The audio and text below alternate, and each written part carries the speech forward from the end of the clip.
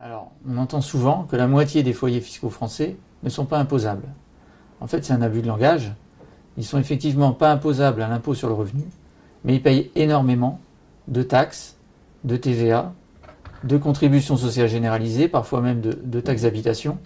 Et donc, dans le budget général de l'État, ils contribuent plus que les plus riches. Ce qu'il faudrait, effectivement, c'est qu'on paye un impôt sur le revenu au premier euro.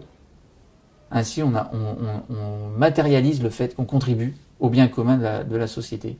Et ça permet effectivement d'éviter d'avoir, je dirais, la vision des plus riches qui considèrent qu'il y a la moitié des personnes en France qui sont à la charge de l'autre moitié, alors que c'est pas du tout le cas et que c'est même l'inverse. C'est-à-dire que cette moitié qui ne paye pas d'impôt sur le revenu contribue proportionnellement plus, et ça au profit des plus riches. La fiscalité ne doit pas être une punition, simplement, elle doit reposer, comme c'est prévu dans la Déclaration des droits de l'homme et du citoyen, en fonction de la capacité contributive des personnes.